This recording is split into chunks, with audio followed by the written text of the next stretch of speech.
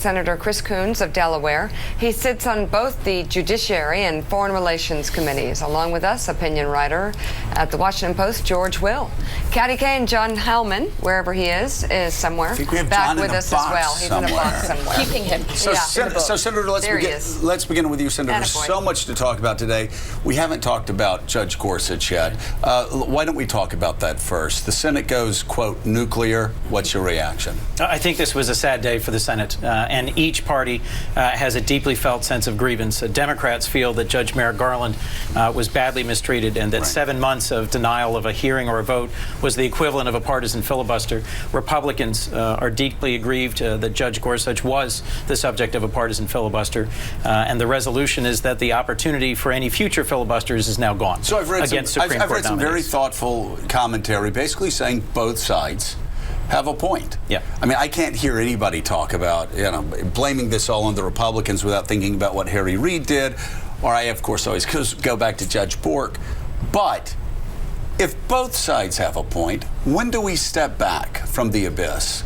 And when do we start, giving qualified judges, regardless of their ideology, 90 votes? Well, Joe, I spent a lot of time in the last 2 weeks with a dozen senators, both Republicans and Democrats, trying to come to an agreement, similar to what the Gang of 14 was able to do. Right. Susan Collins was a terrific partner in doing this work, and on my side, Senators Bennett and King. And in the end, we just don't have enough trust at this point for us to be able to get past this point. Right. What I am hopeful we'll see today and over the next couple of weeks is a strong bipartisan commitment to defend the legislative filibuster, the thing that makes the Senate and not the House. So, George Will, what I found so fascinating was you actually had a Democrat like Pat Leahy, who you could tell, an old-line liberal, was generally aggrieved that they had to go the way they went. He actually stuck his neck out a little bit. Liberal groups pounded him. Then you had John McCain on the other side saying anybody celebrating this is an idiot, and yet McCain had to fall in line as well.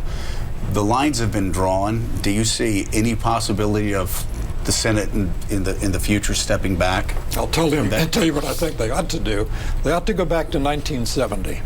That was when Mike Mansfield, a great man and a wonderful majority leader of the Senate, said from now on, when you file for cloture, we're going to just set aside that bill and the Senate can proceed on the two-track system. What that meant was you could have cloture, you could have filibusters, and no one was inconvenienced. The Senate could go on, no one had to stand on the floor and speak all night. What we need to do is spread the pain around again. Make it so that you have to filibuster, and the Senate can't move. The Senate's aggrieved, the filibusters are exhausted, there's pressure for compromise. Between 1917, 100 years ago, just as we entered World War I, and the filibuster was put in place, the cloture rules, in 1970, there were, I think, 53 cloture petitions filed. Since 1970, there have been 1,700 filed. It's promiscuous, and it's meaningless, and it's frivolous, and it's painless. If you want to get the Senate back to what it was, restore the filibuster as an agonizing adventure. Make them stand up. Make them talk. That's something Senator Jeff Merkley of Oregon has been advocating for. Right. And he just demonstrated this week exactly how painful it can be. He did a 15-hour filibuster. He held the floor the entire night. It would be something that many members of the Senate would then hesitate to ever invoke cloture or ever prevent what cloture. happened yesterday, aren't we now set on a course?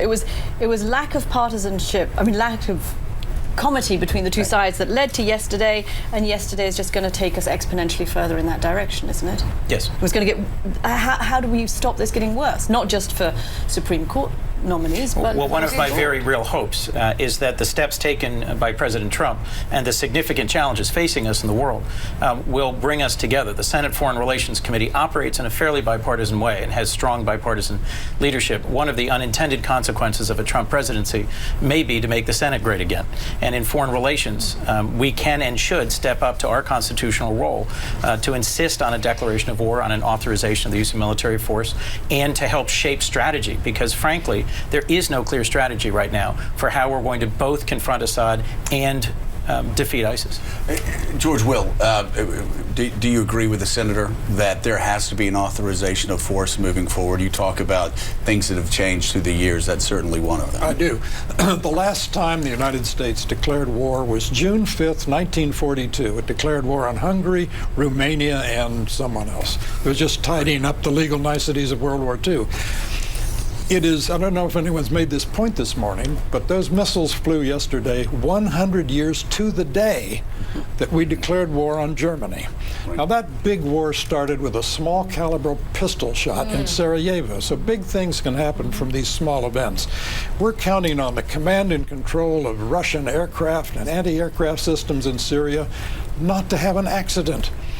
To go through life counting on not having an accident is risky. Jerry. John Heilman, obviously so much to try to digest from yesterday, whether you talk about the attacks against Syria or you talk about what's going on with Gorsuch, with Nunes. But you guys have been covering the Hill for the past several weeks for Showtime, for the circus. What have you seen up close? What has surprised you? We sit around the table and we talk about this every day. You've actually been in the belly of the beast for the better part of the last month. What are your takeaways on just how divided it is here? Well, first of all, obviously the level of partisanship is extraordinarily high.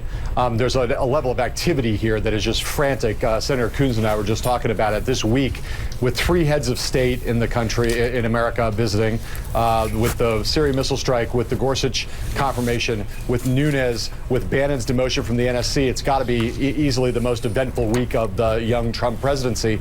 But the steady state story throughout the entire time has been Russia. It's been the thing that has hovered over Trump throughout his presidency so far. And so I want to ask Senator Coons about that. I saw him yesterday at the Brookings Institute, right at the moment when the announcement happened that Congressman Nunes was stepping aside as chairman of the House Intel Committee. So I want to ask you, Senator Coons, do you think that the House committee now has any chance, with Nunes out, of regaining its credibility, which had been so badly blown over the last couple of weeks?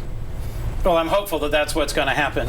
There are members of the House Intelligence Committee, I spoke with 2 yesterday, who recognize that their role in oversight, that their role as an equal chamber of the Congress with the Senate was really compromised by Congressman Nunes. And so I think they're eager to step forward and demonstrate that they can be responsible. I'm encouraged by how the Senate Intelligence Committee is progressing in a bipartisan way. And frankly, you know, many of my colleagues have already called for a newly created independent commission or a special committee. That would take us off track for 6 months while legislation is passed, new staff is put in place, new procedures set up.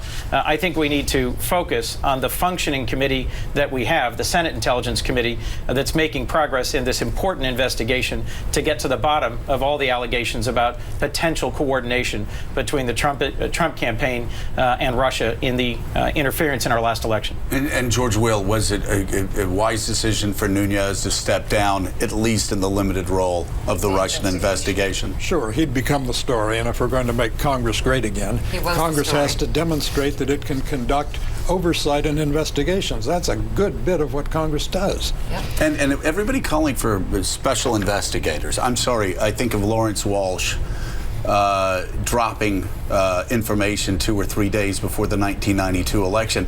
People who think that that somehow removes politics from investigations has a very short view of history. Well, they all develop a great white whale syndrome. Right. That they have to get their prey, and it becomes distorting to them. It distorts the entire system, and it's another forfeiture on the part of Congress of its responsibilities. They're clear. And as we close, one bit of news from you, Senator Coons. You and Senator Collins are delivering a letter today to Leader Schumer and McConnell, urging them to preserve the 60-vote threshold for legislation. So we'll be watching for reaction from that. Senator Chris Coons, thank you very much for being on the show. And George Will, thank you as well. It's great to have you here. I was saying beforehand, we used to only be able to get you when you talked baseball. This is great. A brave time. I only write about politics to support my baseball habit. Got it.